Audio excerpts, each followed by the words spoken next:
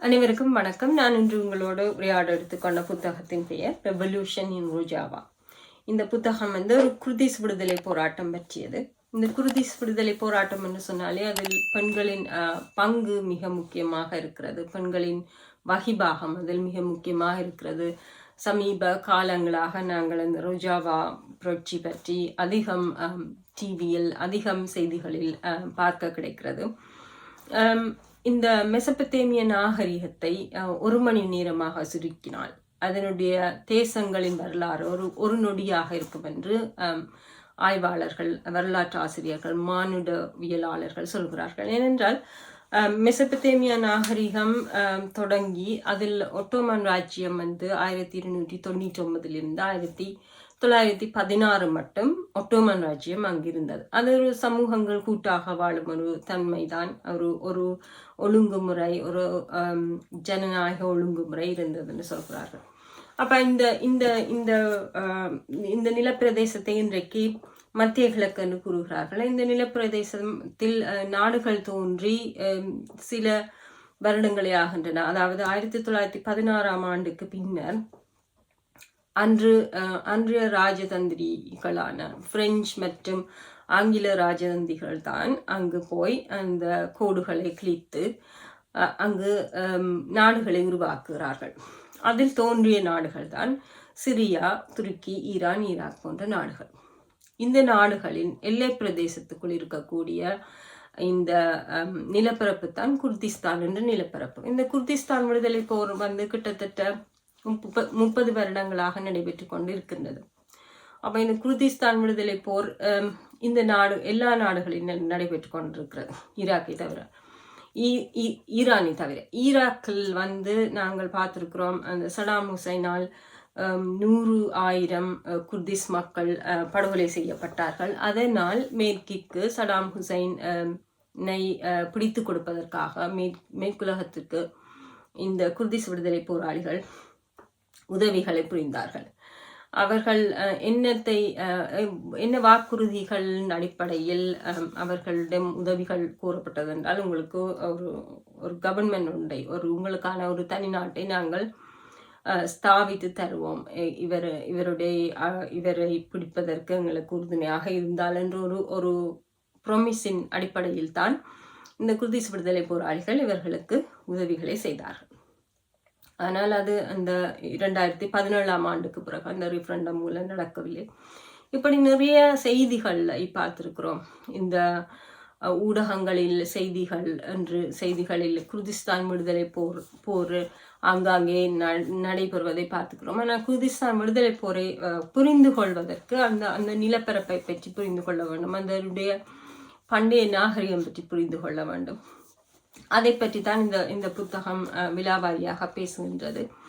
அத்தோடு இந்த ரெவல்யூஷன் இன் ரோஜாவா என்று சொல்லக்கூடிய அந்த அரபு புரட்சிக்கு பின் தோன்றிய அந்த 3 கண்டோன்களை இந்த சிறிய நிலத்தில் 3 கண்டோன்கள், குர்திஸ் மக்கள் செறிந்து வாழக்கூடிய 3 கண்டோன்களை இந்த குர்திஸ் விடுதலை போராளிகள், சிறிய குர்திஸ் விடுதலை போராளிகள் கைப்பற்றுகிறார்கள்.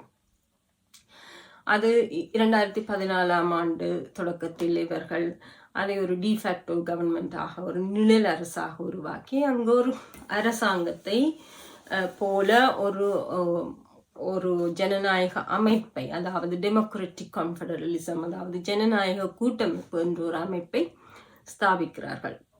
இது மேற்குலகால் மிகவும் பாராட்டப்பட்டு, மேற்கு உலகின் இடதுசாரிகளால் மிகவும் பாராட்டப்படக்கூடிய ஒரு பொலிட்டிக்கல் சொல்யூஷனாக இருக்கின்றது. அதாவது ப்ளூரலிஸ்டிக் பொலிட்டிக்ஸ் என்று சொல்லுவோம் இந்த நாடுகளில், மேற்கில், அதாவது பன்மைத்துவ அரசியல் என்று சொல்வோம்.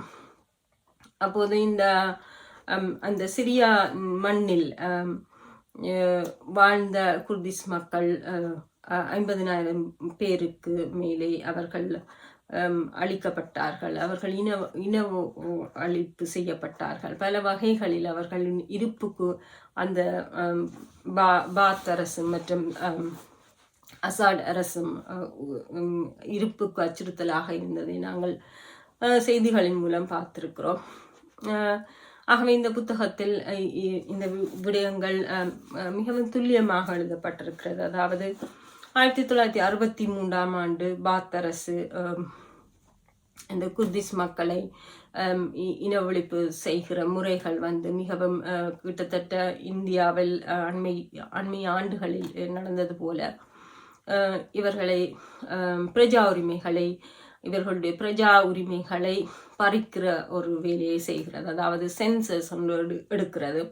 அந்த சென்சஸில் நீங்கள் எல்லாம் இந்த குர்திஸ் சிரியாவில் வாழக்கூடிய குர்திஸ் மக்கள் 1945 முதல் இருந்தவர்களாக இருக்க வேண்டும் இந்த பிரதேசங்களில். அத்தோடு அவர்கள் அதற்கான அத்தாட்சி பத்திரங்களை காட்ட வேண்டும் என்று ஒரு நிபந்தனையை வைக்கிறது இந்த சென்சஸ் கணக்கெடுப்பின் போது. அந்த காலகட்டத்தில் அந்த மக்களிடம் இந்த அத்தாட்சி பத்திரமும் இருக்கவில்லை.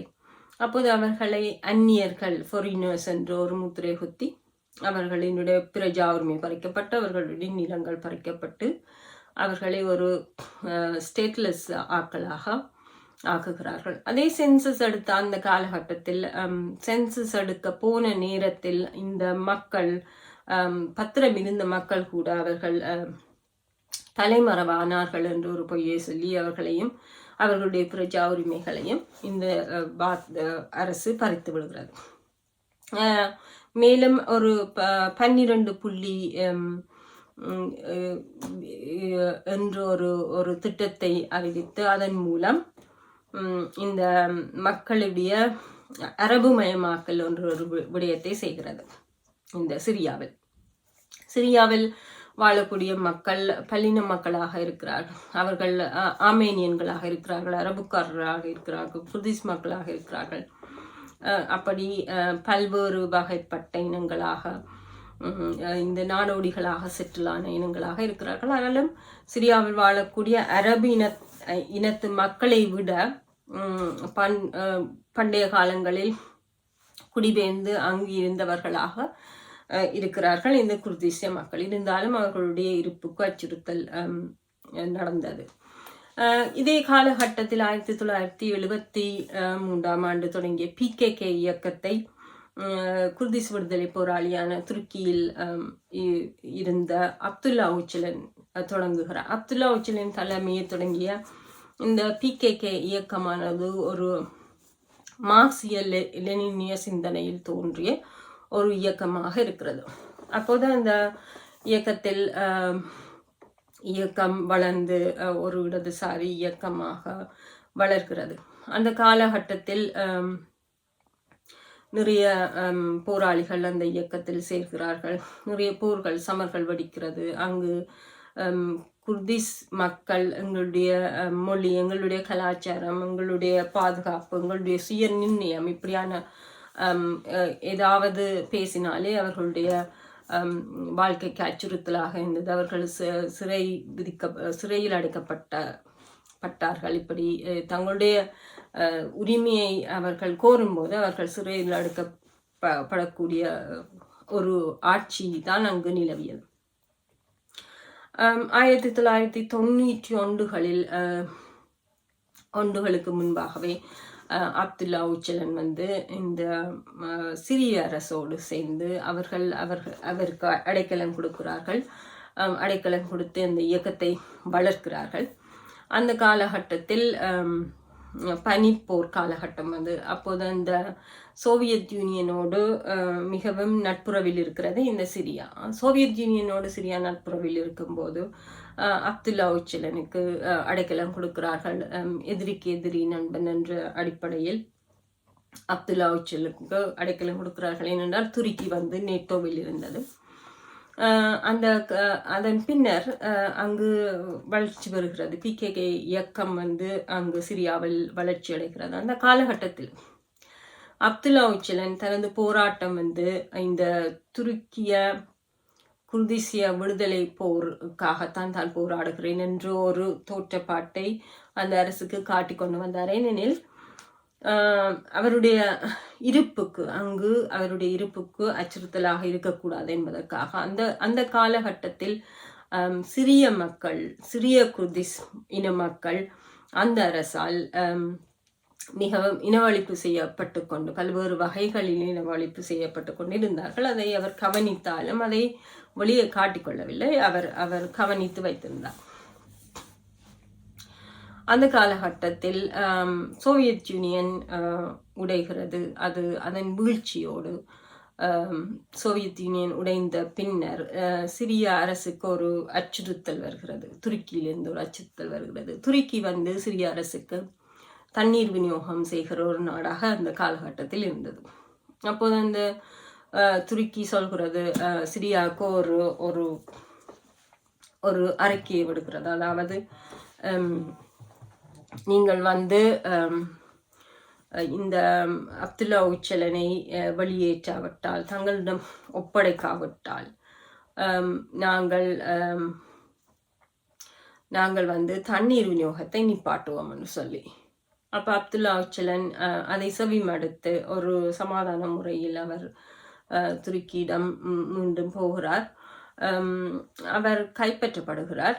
பின்னர் ஒரு காலகட்டத்தில் 1999 கைப்பற்றப்படுகிறார். அது மொசாட் அவரை கைப்பற்றுகிறது பல நாடுகளோடு கூட்டு சேர்ந்து. பின்னர் அவர் சிறையில் அடைக்கப்படுகிறார்.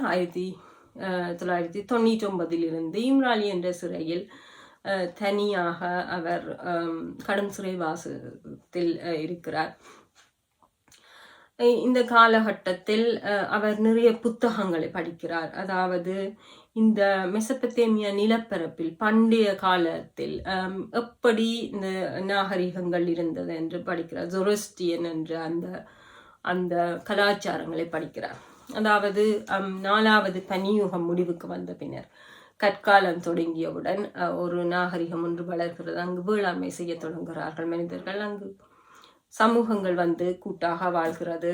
பல கடவுள்களை வணங்கும் ஒரு கலாச்சாரம் தான் அங்கிருந்தது. பல மொழி பேசும் மக்கள் நாடோடிகளாகவும் இருந்தவர்கள் செட்டில் அடைய தொடங்குகிறார்கள். அப்போது அவர்களுடைய ஒரு கலாச்சாரம் வளர்கிறது.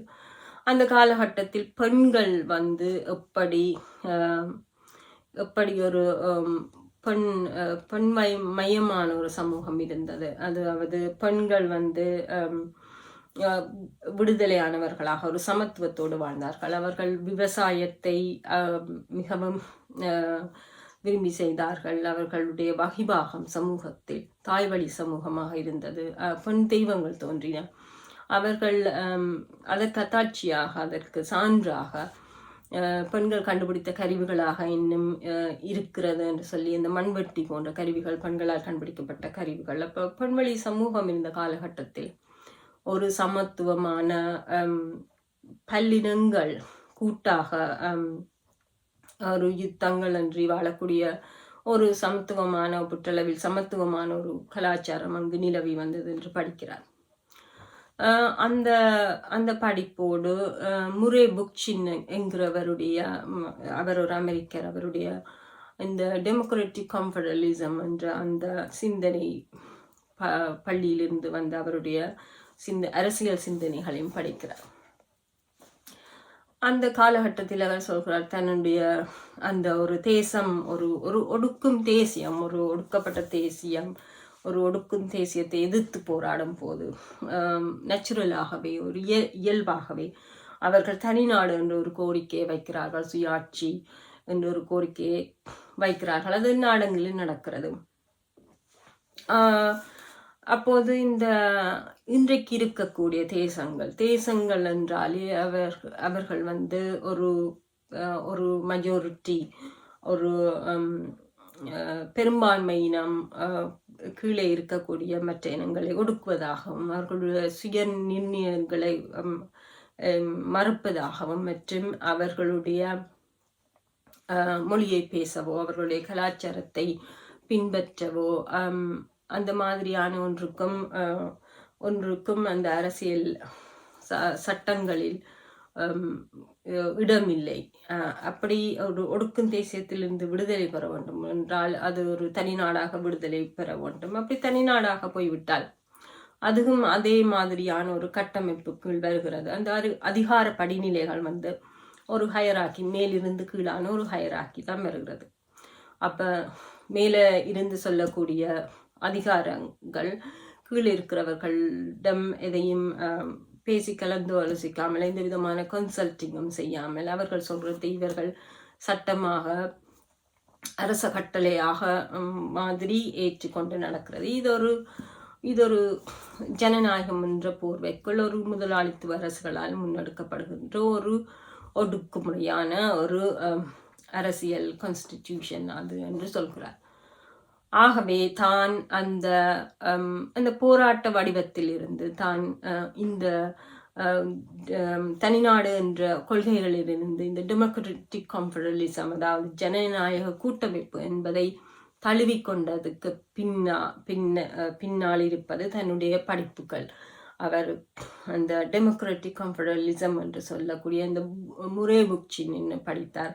மற்றும் இந்த ஜொரஸ்டியன் கலாச்சாரம், இந்த மெசபத்தேமிய நாகரிகத்தில் இருக்கக்கூடிய அந்த பெண் விடுதலை மற்றும் அந்த நல்ல விடயங்கள், அந்த பன்மைத்துவ கலாச்சாரம், ஒன்றோடொன்று ஒரு சிம்பயோட்டிக்கான இணைந்தும் பிணைந்தும் எடுத்தும் கொடுத்தும் வாழக்கூடிய அந்த கலாச்சாரம் மற்றும் இந்த முதலாளித்துவம் போன்ற ஒரு விதமான மேலிருந்து கீழ் என்ற அந்த அதிகார படிநிலைகள் அற்ற ஒரு கலாச்சாரம், அதில் தான் மிகவும் ஈர்க்கப்பட்டதாக சொல்கிறார்.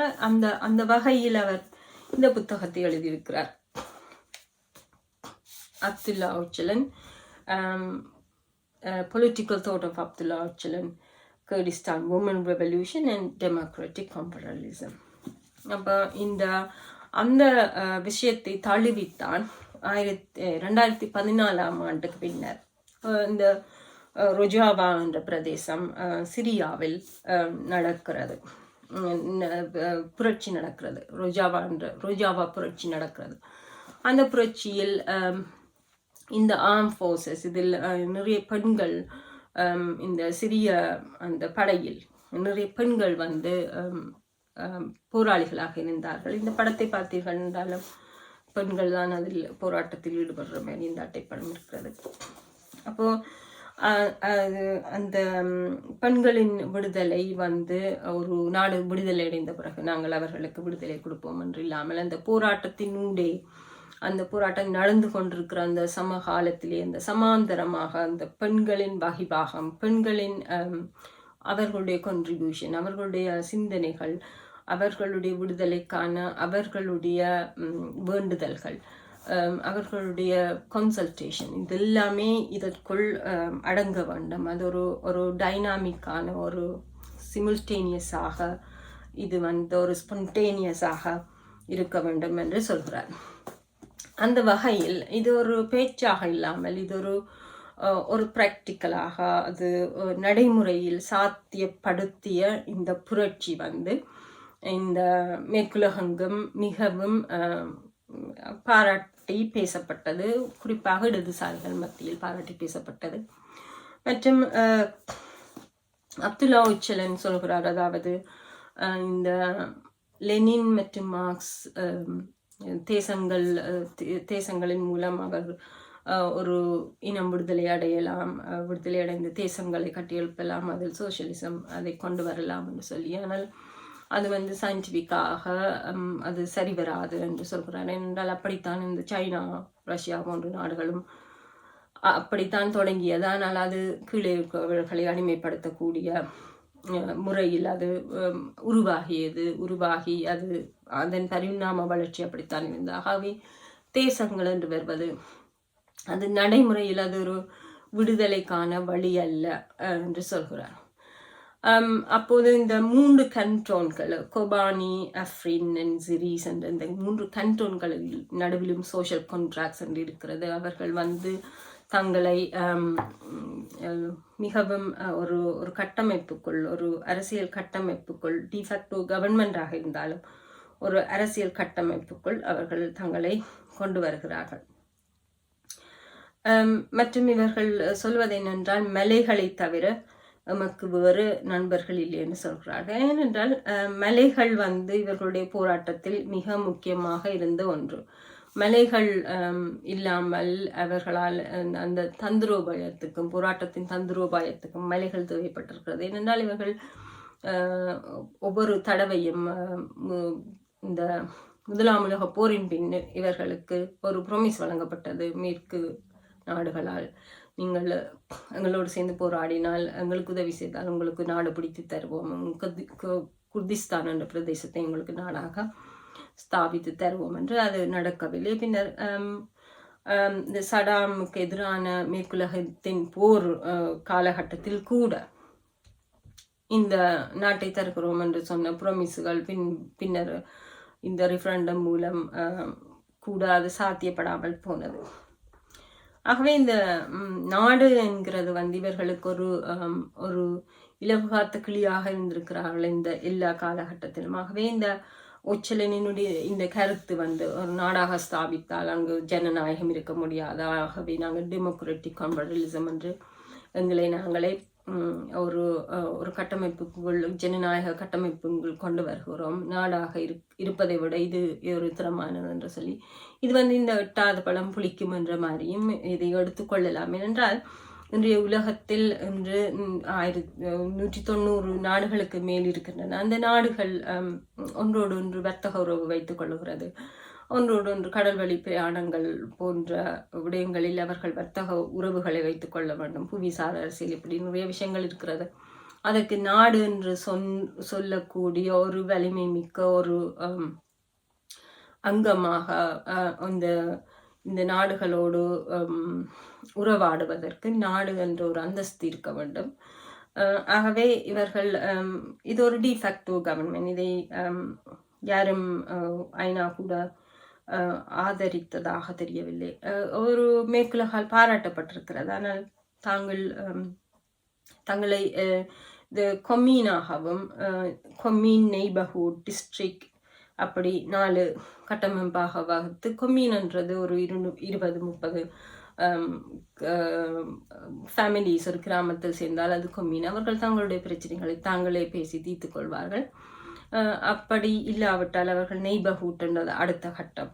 அந்த ஃபேமிலிஸ் எல்லாம் சேர்ந்து ஒரு நெய்பர்ஹுட்டாக ஒரு கூட்டமைப்பாக அவர்கள் கூடி பேசுவது. மற்றது டிஸ்ட்ரிக்ட் மாவட்டம். அதன் கீழ் பிறகு the highest level is in the people's council of west Kurdistan, மேற்கு குர்திஸ்தான் சபை. அப்போ இந்த 4 இந்த 3 விடயங்களில் இந்த 3 அமைப்புகளிலிருந்து பிரதிநிதிகள் தெரிவு செய்யப்பட்டு மேலே கூடி பேசுவார்கள் ஒரு அமைப்பாக. இதில் அவர்கள் ஒவ்வொரு சபைகளுக்கும் 8 கமிஷன்கள் இருக்கின்றது. அதாவது பெண்கள், பாதுகாப்பு, பொருளாதாரம், அரசியல், சிவில் சமூகம், ஃப்ரீ சொசைட்டி, நீதி, சித்தாந்தம் இப்படி நிறைய இருக்கிறது. இங்கு பெண்களுடைய வளர்ச்சி, பெண்களுடைய பொருளாதார விடுதலை, இதற்கு மிகவும் திறமான விடயங்கள் இவர்கள் செய்திருக்கிறார்கள். அதாவது கோஆபரேட்டிவ் முறையில் பெண்கள் செய்யக்கூடிய சிறு தொழில்களை கோஆபரேட்டிவ் முறையில் கட்டமைத்திருக்கிறார்கள்.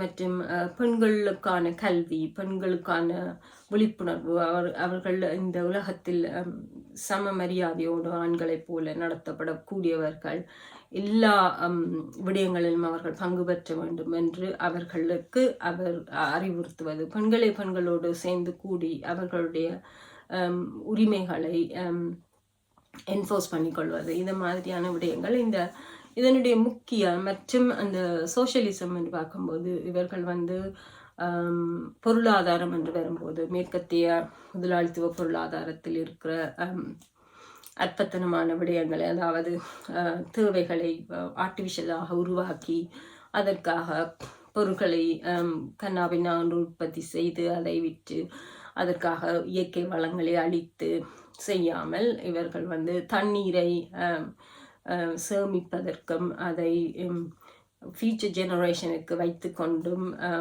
இன்றைக்கு பாவிப்பதற்கும் ஆன வழிமுறைகளை செய்கிறார்கள். இவர்கள் இந்த பாத் அரசு என்று இருக்கும்போது அந்த அரசு நிறைய கொட்டன் குரோப்ஸ்களை வளர்த்தது. அதாவது அவை ப்ராஃபிட் ஈட்டக்கூடிய, லாபத்தை ஈட்டக்கூடிய ஒரு குரோப்ஸாக இருந்தாலும் அந்த குரோப்ஸ் தண்ணீரை அதிகமாக செலவழிக்கக்கூடிய ஒரு விஷயம் என்று இவர்கள் நிறைய விஷயங்களை ஒரு ஈக்கோலஜிக்கல், அதாவது சூழலியல் பற்றிய ஒரு இந்த ஜனநாயக கட்டமைப்புக்குள் சூழலியல் மிக முக்கியமாக இருக்கிறது, பெண்ணியம் மிக முக்கியமாக இருக்கிறது.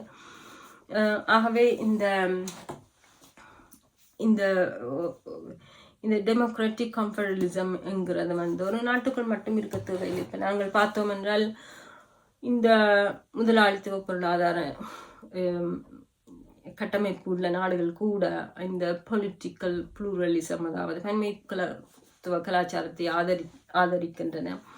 ஆனால் இந்த முதலாளித்துவ பொருளாதாரம் மறைமுகமாக உழைக்கும் வர்க்கத்தை மிகவும் கடினமாக வேலை செய்ய வைத்து, குறைந்த ஊதியத்துக்கு வேலை செய்ய வைத்து அவர்களை அடிமைப்படுத்துகிறது என்பதில் எந்த ஐயமும் இல்லை. இது இஸ் ஓப்பன் ஃபார் டிபேட் என்று தான் சொல்லலாம். இந்த இந்த இந்த புத்தகம் இந்த டெமோக்ராட்டிக் கம்ஃபர்டலிசம் என்கிறது. இப்போ எல்லா நாடுகளும்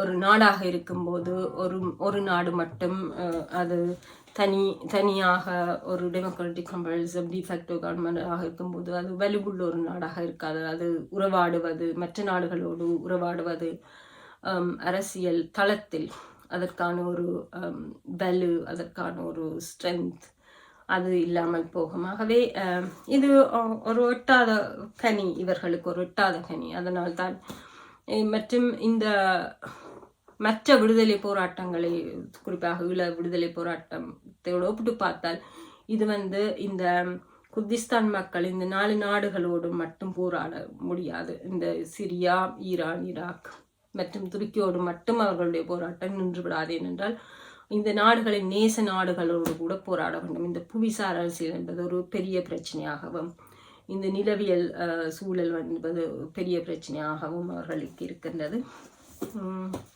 இந்த புத்தகத்தை பற்றி உங்களோடு பேசியதில் மிக்க மகிழ்ச்சி. நன்றி, வணக்கம்.